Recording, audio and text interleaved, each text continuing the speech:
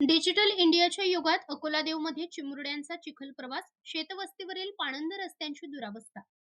देशात एकीकडे हायवे आणि डिजिटल क्रांतीच्या गप्पा मारल्या जात असताना दुसरीकडे अकोलादेव येथील शेतवस्तीवरील विद्यार्थ्यांना आणि गावकऱ्यांना मात्र नरक यातना सहन कराव्या लागत आहेत.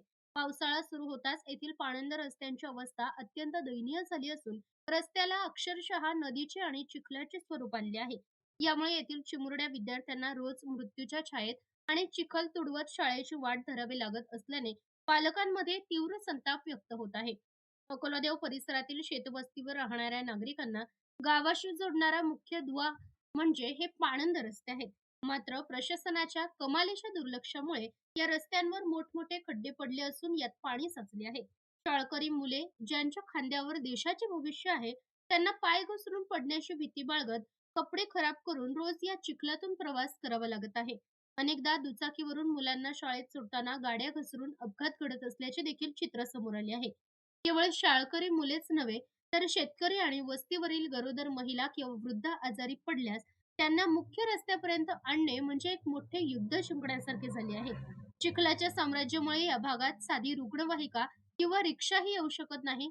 आम्ही कर भरतो, मग आम्हाला मूलभूत सुविधांसाठी इतका संघर्ष का बरं करावा लागतो? असा संतप्त सवाल स्थानिक ग्रामस्थांनी उपस्थित केला आहे.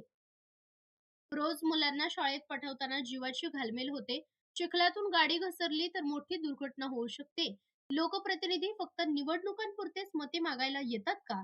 एक संतप्त पालक भाऊराव आटपळे, अकोलादेव. गावकऱ्यांचा इशारा, रस्ता नाही तर आंदोलन. या गंभीर समस्येकडे स्थानिक प्रशासन आणि संबंधित लोकप्रतिनिधींनी तातडीने लक्ष देऊन या पाणंद रस्त्यांचे खडीकरण व डांबरीकरण करावे, अशी मागणी जोर धरत आहे. जर तात्काळ या रस्त्याची दुरुस्ती झाली नाही, तर संतप्त ग्रामस्थ आणि शाळकरी मुलांसह प्रशासकीय कार्यालयावर चिखल फेको आंदोलन छेडण्याचा इशारा वस्तीवरील नागरिकांनी दिला आहे. आता तरी झोपलेले प्रशासन जागे होणार की एखाद्या मोठ्या दुर्घटनेची वाट पाहणार, याकडे आता सर्वांचेच लक्ष लागले आहे. महाराष्ट्र लोक न्यूज साठी प्रतिनिधी बी डी सवडे, टेंभुर्णी.